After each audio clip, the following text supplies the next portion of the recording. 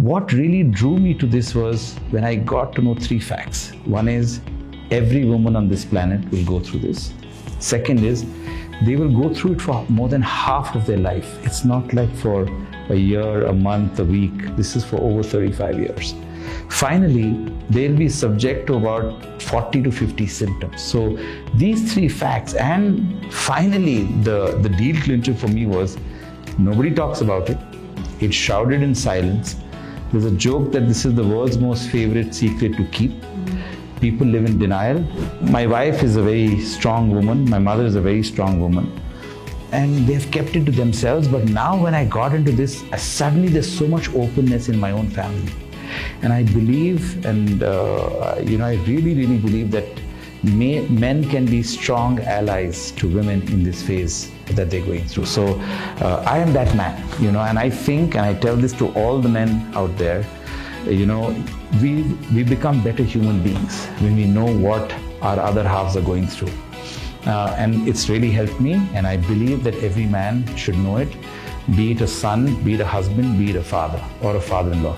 They should know what the woman in the house is going through, and that's my journey. A woman having a hot flush because her body is really burning up, right? And she's sweating, So they are interpreting this as a heart attack, right? And you're in rural. Now you don't have a heart center close by. What do? You go and rush, rent a car, go to the nearest city, go to the cardiac emergency unit, and then get yourself admitted. By the time she is 10 to 12 minutes in a journey, it's subsided because it's just a hot flush, right? And then she feels embarrassed because now suddenly it's gone. But then they have to go there, and what do doctors do? Go to a hospital, they say, okay, you had this, let's do a ECG. Let's do this, let's do that. So, it's such a harrowing experience for the whole family. They think their wife or their mother or their daughter is having a heart attack. If you say, listen, why aren't you talking about it? That puts them on the defensive. They listen, but I have not reached menopause. I've got many years to go. So why are you telling me this? Can we change the topic? So now it's like you make conversation and it's embarrassing for my family, but if I'm sitting in a plane, I'm sitting in a restaurant, wherever, I see women in this age group, I'm like, with so much pride I talk about what I do because I'm here to help people. And they also find it very amusing that a man talks so openly and so passionately, they say, about this subject. This business should be headed by a woman. The catalyst can be a man. I'll still be the founder, I'll still maybe be the chairman, but the CEO should be a woman. I really, really believe that. And I have some phenomenal, if you see my team, predominantly women, and they've come from super companies like Amazon, Byju's, Flipkart, they've come from various large companies and come and join me. And I do it pro bono, I don't charge them. But I learn. People are like, why are you doing this? But I'm like, you have no idea how much I learn. Because these kids, they teach us so much, They teach us so much. Gen Z millennials, they have a very different way of doing things than we did. We're old school. So I'm learning from them.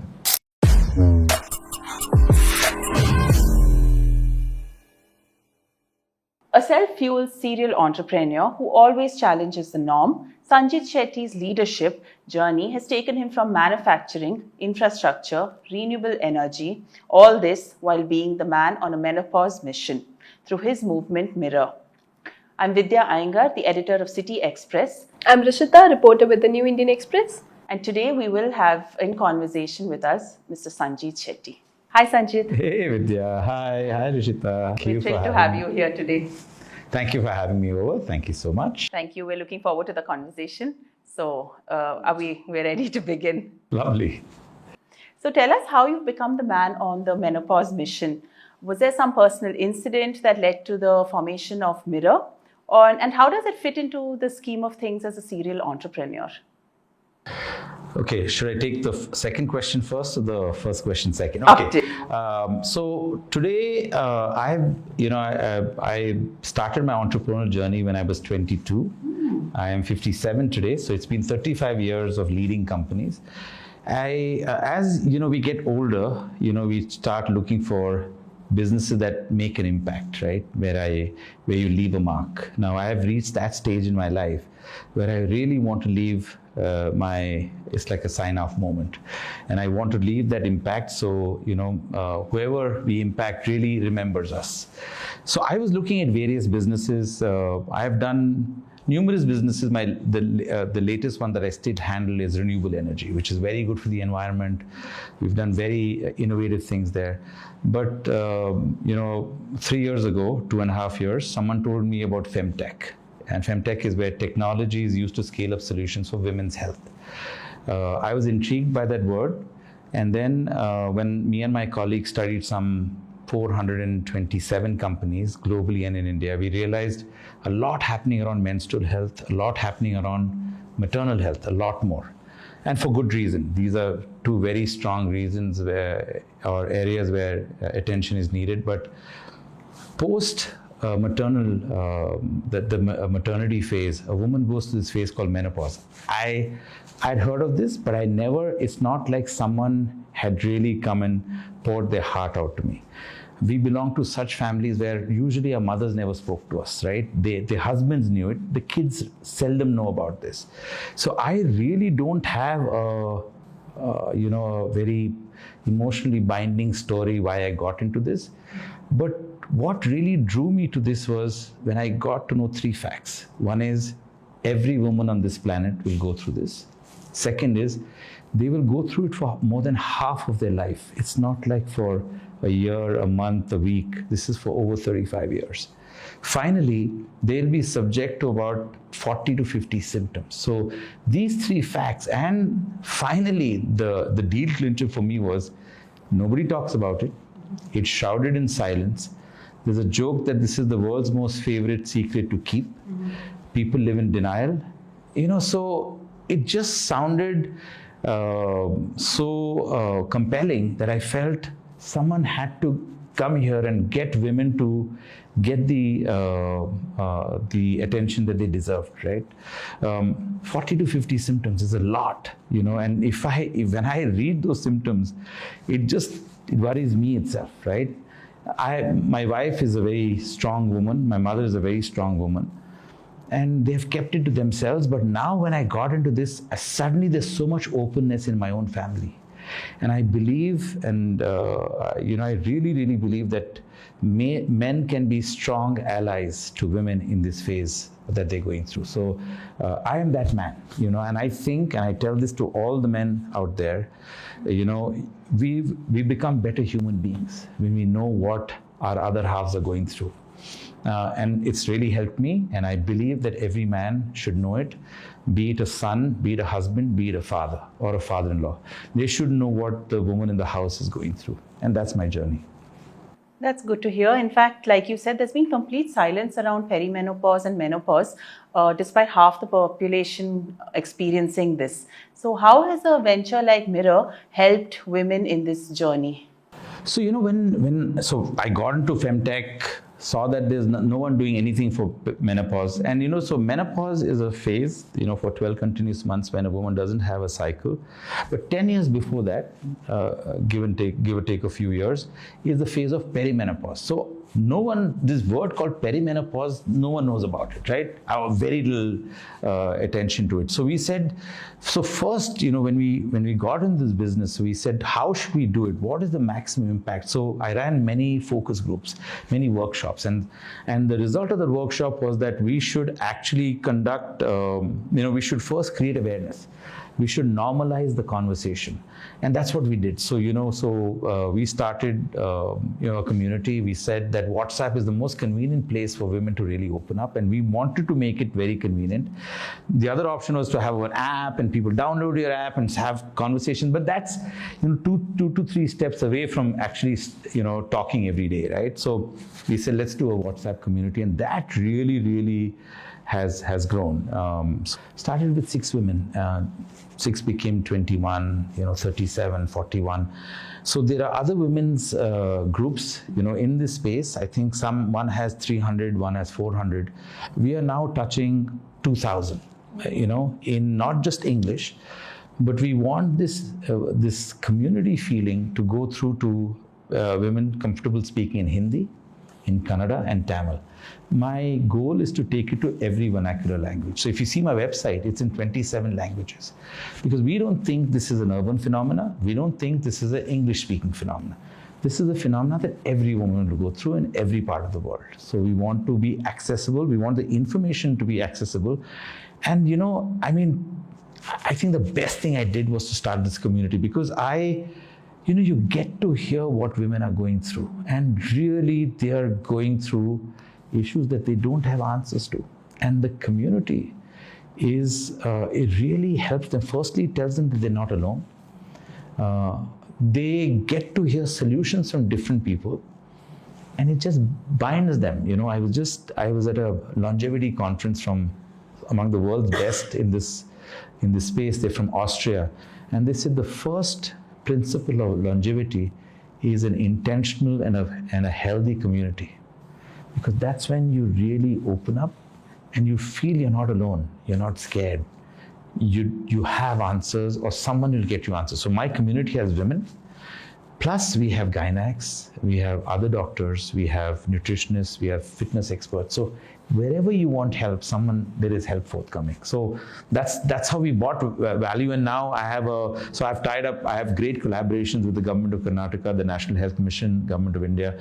We also have a tie-up with the Indian Menopause Society, which is a phenomenal group of doctors, 5,000 of them, who are committed to awareness and cure and care for women in perimenopause and menopause. So I've tied up with them. So I have an app that connects women who need help to expert doctors.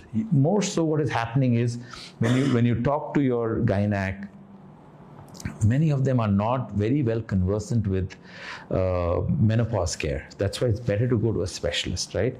So these are specialist doctors who talk about this, and then we give them solutions.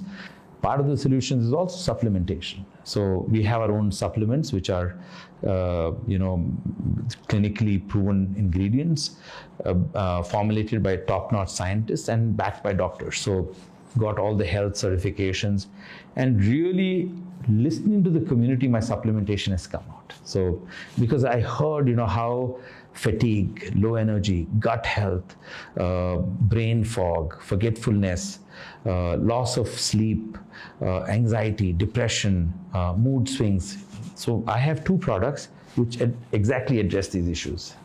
Like you mentioned, you have a very large WhatsApp community. Is there any particular incident that comes to mind where a particular woman has benefited from the community, and an instance that you can share with us? Literally, we have testimonials from over 100 women, and it ranges from thank you for showing me I'm not alone, thank you for hand holding me, thank you for being patient, thank you for not judging me, thank you for giving us a safe space, thank you for giving me benefits to because my two nutraceuticals have really helped, because we sell 200-300 a month now, so now hundreds I've started it 4-5 months ago, so hundreds have actually used it, and most of them are repeat customers now, so it's benefited hundreds now. So it just goes on. There are some people who are very late adopters, and the rule in Miror is that we don't care. If they want to come and talk. In fact, we've set up India's first menopause lounge here in Bangalore, and there are women who just come. We have books on menopause. It's a lounge. They come, they sit, they read, they talk to us, and some of them have many questions. Where is this lounge located? In Cunningham Road, just off Cunningham Road in Bangalore, in Vasant Nagar. And in that, I have a doctor's clinic with a specialized gynac bed, because a woman's consultation for gynac reasons has to be with physical examination, right? You can do it online, but offline is where, because the gynac has to examine, right? So that's what then I've tied up with some of the leading gynacs, and they come to my clinic and they come and see women. So I encourage all women to come and meet doctors, come and talk to doctors, and really there are solutions. And this is more so than anything, it gives them the confidence to face on the challenges that the future may have for them. So you're collaborating with Government of Karnataka. Also, police department. So how are policymakers responding to the menopause awareness?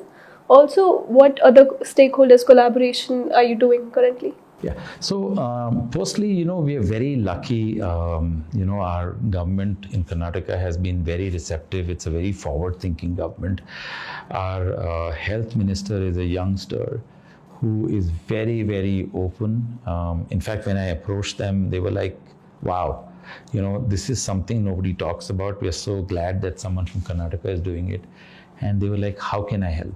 And that's what Mr. Dinesh Gundu told me. He said, how can I help? And I said, sir, I just want, access to, first of all, while we are handling urban, I really want access to rural, and the way for me to reach rural women is through the ASHA workers. So I have trained 3,000 ASHA workers. And then, in the spirit of creating awareness, we have gone to the police department, right? Because these are high stress jobs.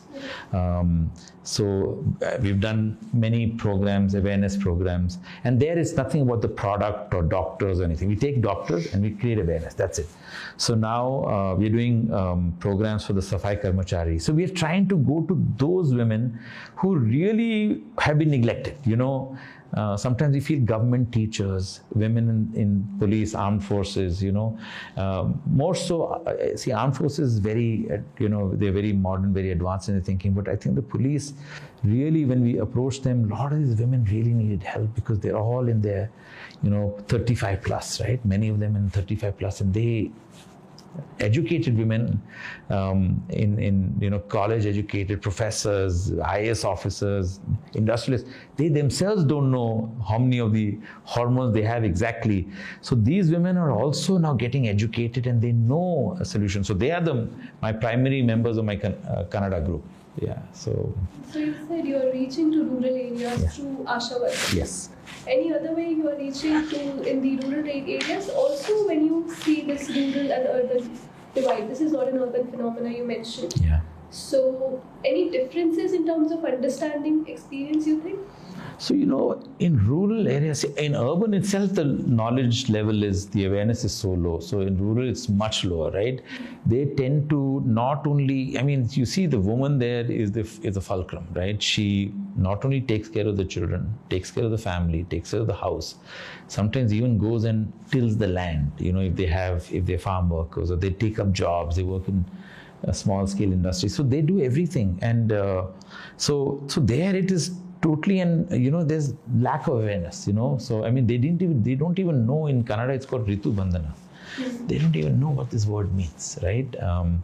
And the issues there, what we have seen in rural is basically joint pain. So you see, as I was telling you all before, that estrogen really helps in 3 definite ways, which is it helps in protecting your heart for cardio issues. It helps in, it's a food for the brain, so it helps in cognitive powers and, in mood swings and in brain power and to tackle forgetfulness. Also, it's very, very good for joint pain. So in rural Karnataka, we are seeing lots of issues with people having joint pain, because they don't know what hot flushes is. In fact, I have heard of a couple of incidences where a woman having a hot flush because her body is really burning up, right? And she's sweating, So they are interpreting this as a heart attack, right? Mm-hmm. And you're in rural. Now you don't have a heart center close by. What do? You go and rush, rent a car, go to the nearest city, go to the cardiac emergency unit, and then get yourself admitted. By the time she is 10 to 12 minutes in a journey, it subsided because it's just a hot flush, right? And then she feels embarrassed because now suddenly it's gone. But then they have to go there, and what do doctors do? Go to hospital, they say, okay, you had this, let's do a ECG.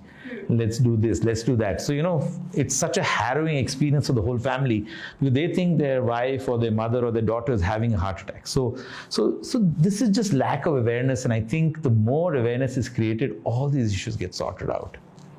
Given that you don't have a background in medical education yourself, has it been challenging to understand the nuances of these conditions and include appropriate measures into your program? So, thank you, Vidya.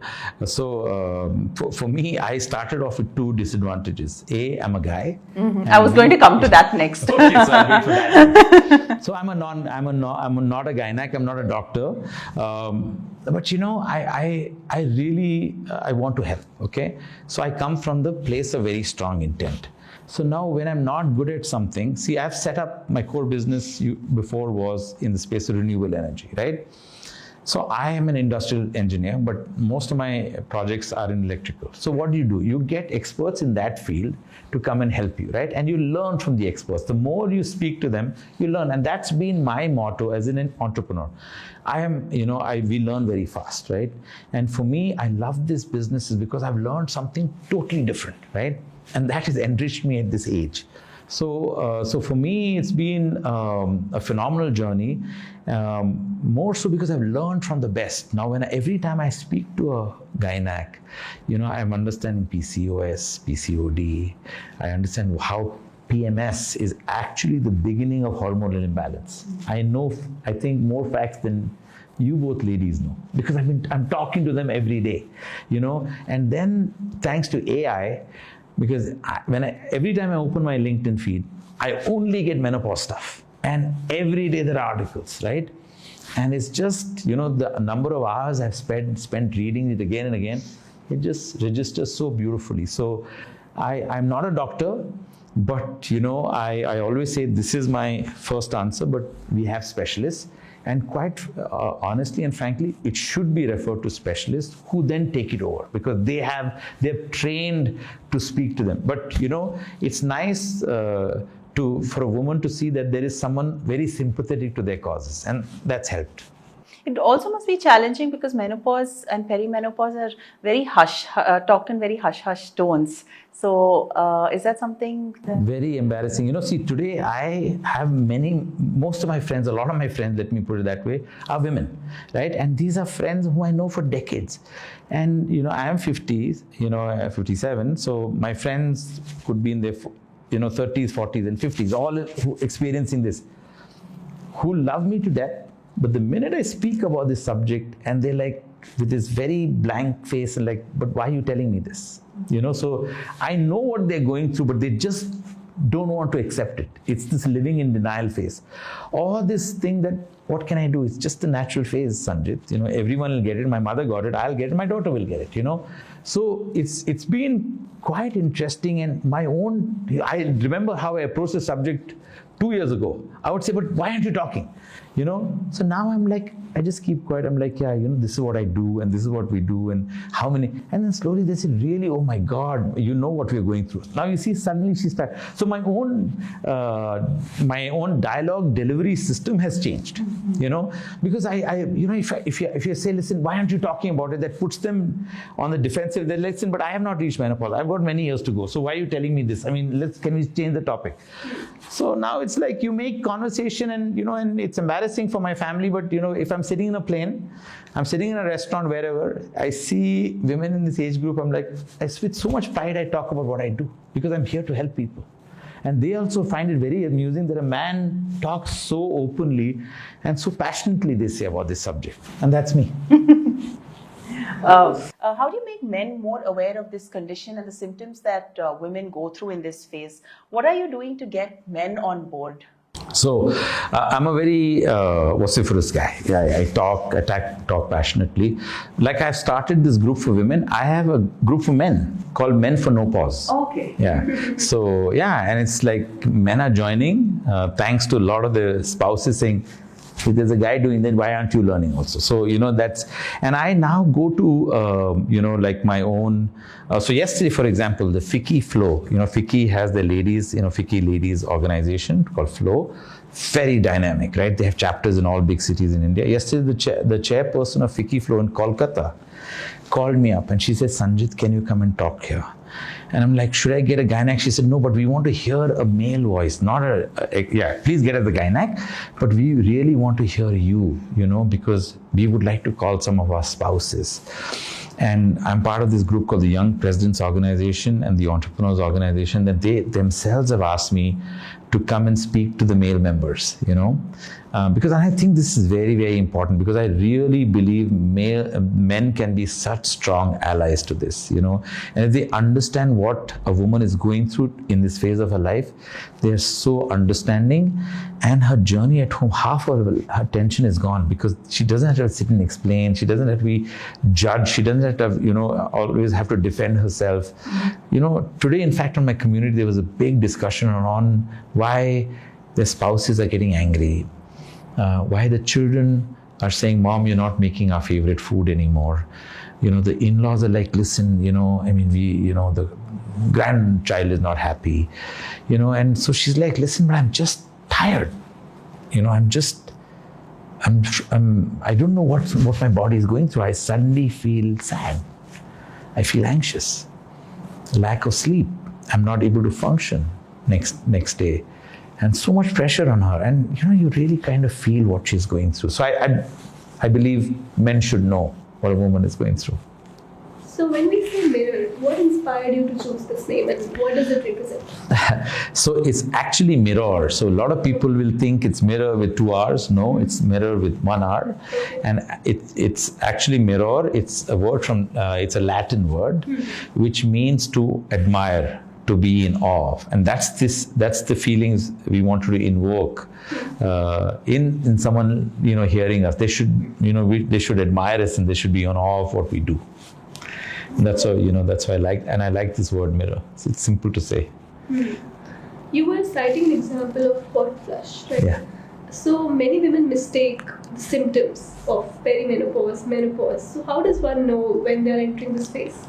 And there's a lot of, if I may add, there's a lot of mystery surrounding perimenopause. Yeah. So actually, it's pretty simple, if you ask me. So a woman, when she hits, first of all, menopause is a period, is at that point in time. Right. Because for 12 continuous months, when a woman doesn't have a cycle continuously, she has attained menopause. Then her post-menopause journey starts, right? But so till a woman has hit those 12 continuous months, she's perimenopause, if she's having those symptoms. So it's very simple. So if you're having any of the 40 to 50 symptoms, it's perimenopausal.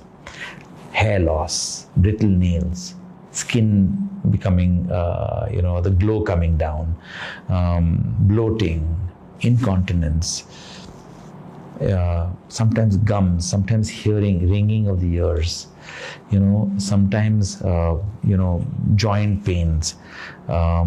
This goes on and on. There are mental wellness issues, sexual wellness issues, gynec-related issues. It just goes on and on. It's like so many of them.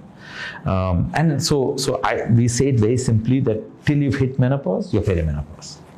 And so the Indian Menopause Society has a movement called Club 35, which when I asked them why Club 35, why 35, they said after 35, every woman should start listening to her body and start realizing that the hormones, when imbalanced, can create a lot of issues. That's the time you start looking at it. Unless you've had surgical menopause, where you had to, remove your uterus or your ovaries, which is surgical menopause. So, yeah. So apart from the physical symptoms, how important it is to discuss about the mental health symptoms and how does it affect the mental health in general? So important. So I told you one of the most important symptoms in this phase of peri and menopause is mental wellness, where you go through anxiety, you go through depression, you go through mood swings, and you don't know why you're going to see today. If you have a cut or a gash or a broken broken bone, if there's a pain, it's because of that, right? You can treat it. And then, but here, firstly, if you have a gash, so many people say, oh, listen, you've got a cut, what are you doing about it? Here it's all internal. The hormones are inside your body. Hormones which have served a woman and they continue to serve a woman so well are now depleting, and it's causing all that imbalance, right? So today, I feel bad because they have no way of expressing what they're going through. And that's why the need of awareness, first among the women, and then around, then her ecosystem that supports her. Very important. In fact, I'm now seriously thinking, how can I take it to schools? How can I actually tell the kids that please understand what your mother is going through? Because if any child above 10, I think her mother would be about 35 or his mother would be 35, right? Usually, and she's feeling it. They should start knowing that my mother's going through this, and just a natural phase of life. It's not like she's been afflicted with something that is, that's making her crazy. It's just that she doesn't know how to express herself. Do you think any kind of workouts, exercise help? Also, how does supplement like Miror Revive help in easing the pain? So first thing is, for everything, so for mental, first of all, communities are very important, because you talk and you feel you're not alone. So that's the first, you solve that barrier there. And then, as you're forgetting things, you do a lot of mental. So we have a full arcade of games. If you come download my app, you'll find very interesting games. We have very interesting self-diagnostic quizzes where you don't have to talk to me. You find out what you're going through by filling those quizzes. I have a very interesting chatbot called Irene. And by the way, Irene is a lady in my community and one of the most helpful, one of the most gregarious ladies in my community. And I felt we should name different parts of whatever we were doing, named after my community members. And Irene is one of those people who answers everyone's question. So we said, if you're going to have a chat bot, we should call her Irene, And she was like, no, sir, please, sir, I'm embarrassed, but I had to please, Irene, And she finally agreed. And so Irene is a chat bot which is specialized only in perimenopause, menopause. You can ask Irene questions morning to night and 100 questions and she will keep answering them. So that's the first question, about my products. So my products, that's again where the community helped me, because I would hear, I'm going through low energy. I don't know. I don't feel like, making the food that I used to do for my family because I'm really tired. I'm feeling low. I'm putting on weight. My self-esteem has come down. I used to have such beautiful skin and I feel the glow is not there. I used to have such beautiful hair and I feel it's all falling. My nails have become brittle. I'm forgetting things. Energy is low. My gut, which is, I'm not feeling healthy. So that's where we said, okay, great. Now that this, we can hear this. So I'm blessed to be surrounded by some very good medical help and scientific help. So we have a phenomenal scientist, truly, Dr. Hemant. And so I went to him and I said, sir, this is the issue, and said, how can we get some champion ingredient? So we need one champion ingredient. So we came upon this ingredient called trans-resveratrol, and trans-resveratrol stands on 4 premises: great for skin, anti-aging, great for the heart, great for the brain, and great for anti-inflammatory. So every aches and pains, including cancer, is inflammation. So to that, we added curcumin to increase the anti-inflammatory properties. To that, we added glutathione and vitamin C to increase the skin glow and anti-aging. To which we added Brahmi and omega-3 for increased cognitive. Then we added a 16-strain lactobacillus probiotic for gut health. And finally, we added a coenzyme Q10 for energy. So this is great for energy, skin, heart, brain, and gut. So that's Revive for you. So we call it, so we said, it's a great supplement until someone said, sir, it's a super supplement. So the name super supplement stuck. So they say it's a super supplement, yeah. How long did it take to understand what should be there? Took us, the first one took us nearly 8 to 9 months, because that was our first product and we wanted to make sure the ingredients are proper, they're clinically tested, and then after we got this composition, we got it tested in various labs and not just one lab, because we've got the certifications. We're totally FSSAI governed. In fact, at the manufacturer I went to, I loved them because I said, can you put this more? He said no.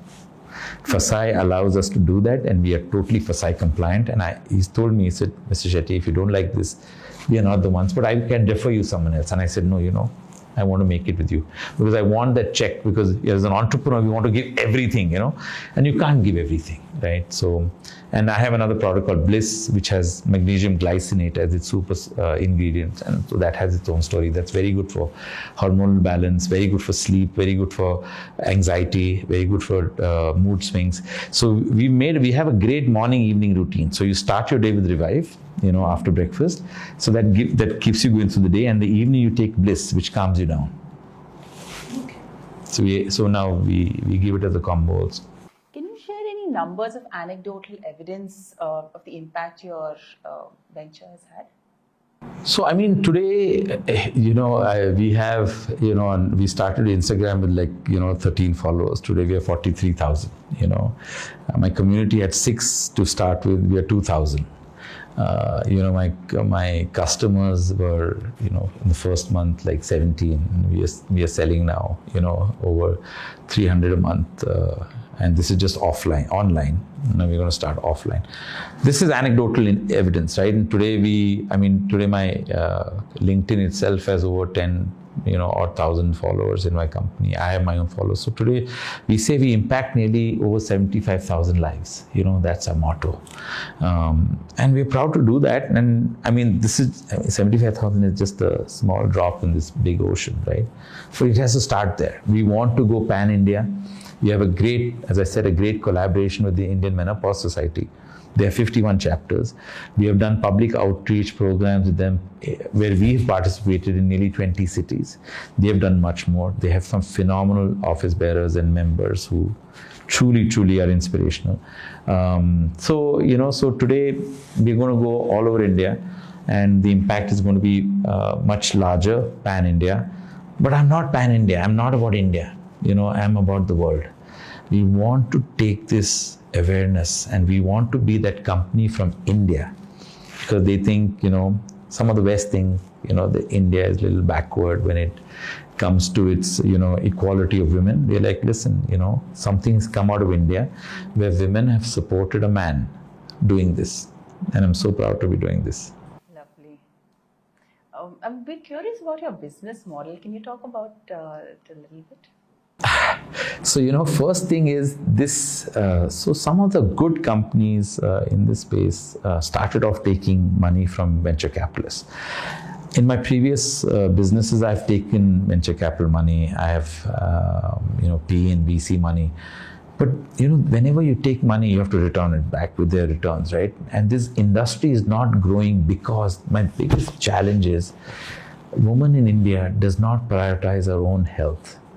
First, it is her children. So if you see, the biggest business models today are, women in pregnancy or with children. Because their first expense is towards their child. Second is parents, husbands, and last is about themselves. They feel so guilty spending money on themselves. So today, I clearly know that this is not going to. In fact, I'm losing money every month. I don't want to take VC money because I don't want to be governed by, because you must understand a venture capital or a private equity, they have taken money from somebody else. They have to return the money, right? That's their fiduciary responsibility, and they're very well-meaning people. So they have to return their money. Now, if this industry is not growing, when you have to return the money, it has not grown. So then comes the tussle between the promoters and the investors. I don't want to do that. I've always, I told you when we started this conversation, I'm a relationship-driven person. I've reached that stage, I want to sleep well at night. I want to impact, I want to make good friends and leave a lasting legacy, right? So today, it's not VC ready as yet. So the business model is, yes, that's why a lot of my concentration goes on products. Mm-hmm. So if you see even my product packaging, I have a very nice Tiffany blue velvet pouch for the bottle to go in, So we spend a lot of time on ingredients, because eventually that's the only source of income. And I tell people that this has to be a commercially viable option, because otherwise, you can't just keep losing money, right? Somewhere, everything switches off and they say, listen, it doesn't make sense. And I don't want to be I feel this has to be handheld for 5 to 10 years. But it's a unicorn in the making, no doubt. So it's not a charity. It's not a NGO kind of, where we want to impact only. Impact, Because I really believe the best philanthropist in the world, if I were to ask you which is the philanthropist that you will think of maybe the Tatas or anything. So I said, listen, but how did the Tatas become great philanthropists? Is because what is the one thing they had, which is money. So philanthropy, and to make an impact globally, you got to have money. Right? Some of the largest foundations in the world, they're all, the Gates Foundation is because Mr. Bill Gates has money, right? So only with money can you really make an impact when you have the intent. We have the intent, we've got to make the money. Nice way to put it across. So your interest in rugby has also made you a rugby lieutenant in Karnataka. So where you focus on the nutrition life skills of players. So let me tell you, it all started when I went for my business school, and I was not a youngster. In business school is post-grad education, so I was in my mid-20s. And at school we had a rugby club, and I was seeing this funny oval-shaped ball, and so, it was a club sign-up day. So I was walking and I said, so what is this club? They said, no, it's not for Indians. So I'm like, listen, I'm 6'1" and a half, 6'1" and a half by 6'1" and a half. So I said, listen, I can play rugby. I'm a tough guy. So they said, okay, come and try us. And, so I started, and I loved that sport because it's a great life skill sport. Because when you're down and out, you're in the scrum, you're really tired, you've fallen, the ball is left you, and your colleagues are running with the ball and someone is tackling them, you actually have got to go and help him. So you lift yourself up and you go and help them, because what it shows you, in this journey of life, it shows that whenever you're down and out, there's still some energy in you to lift yourself up if you need to. So for me, I thought it's a great life skill sport, and it really shows how to take a tackle, how to be strong. And when I came here today, I'm the president of rugby in Karnataka. And it's not an urban sport. It's now today, yesterday, I'm so proud of them. My under 15 girls were playing in Indore, and we lost one game to Delhi. So we had 9th position. Otherwise, we would have been in the top 4 or 5. First tournament they've ever played tackle, and you should have seen, out of the 5 or 6 matches, they won every game, but they lost that one game to Delhi. And they just had 1 or 2 bad tackles and finished that but they played like true champions, and I'm so proud of them. And my boys are playing now. They have from tomorrow onward they'll be playing, and it's all kids from Chittadurga, Chamarajnagar, Davangere, Hassan. It's not like Bangalore. It's not the Bangalore's elite schools. It's these really tough kids. And as they get older, the first thing, and you have to see the women play. In fact, the women do much better in rugby than the men in India, in the Asian circuit. And the women are so confident. Nobody dared Eve tease them, because they'll give it right back, because they're so tough and so confident. They run, and they've learned discipline. See, sports and have you seen rugby? You'll never hear of rugby violence. There are the same countries that play rugby, play soccer. All of them have soccer violence. Rugby, you'll never hear of a rugby violence, because because the guys who play the sport are all 6-7 feet. And the referees are 5-6 feet. Much smaller. But if he says, listen, you're out, no questions asked. In fact, the coach will say, do not ask, you just go out. In fact, in soccer, you'll see the coach is always coming and arguing with the referees. This you'll never see in rugby, never. And today, we have phenomenal Rugby India president called Rahul Bose, the actor, who's so passionate about the sport, and we're so lucky to have him. And he is now putting together the Rugby Premier League, where we're going to get all the big names of rugby from overseas, from England, Australia, South Africa, New Zealand, to come and play in India in the month of May and June. So we'll have the Indian Rugby League. So renewable energy is part of your entrepreneurial ventures, and Prime Minister Modi is a strong advocate of this. What inspired you to get into it? I also have a second part to the question. What do you feel about the Make in India movement? When you started off Soham, it wasn't really publicized. So what do you feel about that? So Make in India is a recent phenomenon, right? And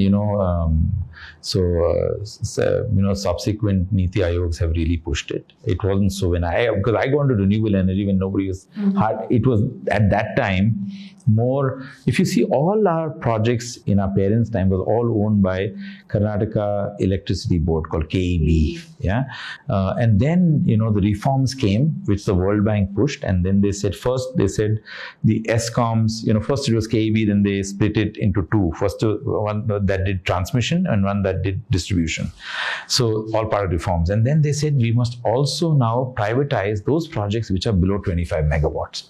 And that's when, the Indian Electricity Act of 2003 came about. And we studied that, and, we got this project. It was very challenging, to set up a 3-kilometer long tunnel when we didn't have tunnel boring machines. We had to manually drill, blast, load explosives, blast it, defume, remove the muck again, so 3 kilometers, right? And that's what we did. So today, Make in India is a phenomenal, it's self-reliance, right? Why should you look at the Western world? But I believe that sometimes tariffs should not be, excise duty should not be so high that prohibits outsiders to participate. It should not cocoon our industries, because then they become inefficient, right? Only when you have good competition do you raise your game. So I believe the excise duty, countervailing duty, all those duties should not be that high and prohibitive for others to come and play, to participate in India. But it's phenomenal. And today the whole talk is around solar, right? And we've become a very solar friendly country. We're talking a rooftop, we're talking large ground mounted solar, whereas my projects are all hydro, and you cannot scale hydro because hydro is usually in forest areas, and today the Forest Act prohibits us from felling even a single tree. If we do, we have very strong afforestation laws, good for the country, and I'm glad. So, but the fact of the matter is that, hydro projects are very few. And, Prime Minister Modi, because of his days in Gujarat as CM, because there's very little hydro there, and he pushed solar, and he took that and he'll be a part of this big solar energy conference globally, and we're doing very well. So, renewables is here to stay. But, we still, I don't know if all our energy can be powered by renewables. Smaller countries can do it. As I don't think, we'll still have to be reliant on some thermal. And the buzzword is green hydrogen and green ammonia and, pump storage schemes. So, lots of, but for me, my heart is in women's health. So, so that's good for cash flow. And, my brother who's very, very competent is handling that business. So he's told me, Anna, you just handle that and, make a mark for it. And that's what I do. I'm very lucky. You're passionate about empowering ambitious individuals through your servant leadership roles with YPO and the Duke University School of Business. How do you apply this to Miror? So, that's what I do. So, in fact, I as you rightly said, you asked me the question, how does it feel to be a man in this business? I really believe that this business should be headed by a woman. The catalyst can be a man. I'll still be the founder. I'll still maybe be the chairman. But the CEO should be a woman. I really, really believe that. And I have some phenomenal, if you see my team, predominantly women. And they've come from super companies like Amazon, Byju's, Flipkart. They've come from various large companies and come and join me. And so today I like to empower them. So, as you said, so today, what do we do at YPO? YPO is a phenomenal peer-to-peer group where, it's like-minded business owners or professional heads of companies come together, and we enrich each other's lives. And we talk to them from our experiences, and we really share our experiences. That's what I do in my company also. I really foster this communication, open communication, and I want to really get some women they should actually take this company overseas, should make it pan-India and then take it overseas. And I just was we have a strat session every week, and my last strat session, I was so happy to see that there are 3 women who are ready to take up the role of CEO. They want to be. So I have 3 wonderful women, and I tell them, listen, there's so many business verticals in this one business. So for me, that's empowering, and that's what, servant leadership is not about hogging the limelight. We are all leaders, but we serve. So I don't know if that same thing can be applied to it can be applied to an NGO where you shed your business card, you leave your business card out, and you're just a normal person, like what the YPO does, and which is phenomenal. And you spoke about Duke. I mean, I went to the Fuqua School of Business. I was chosen as the first ever graduation speaker by the students and the dean of international origin. I was the first graduation speaker of international origin for my school, and for now it's been 29 years. So I conduct interviews.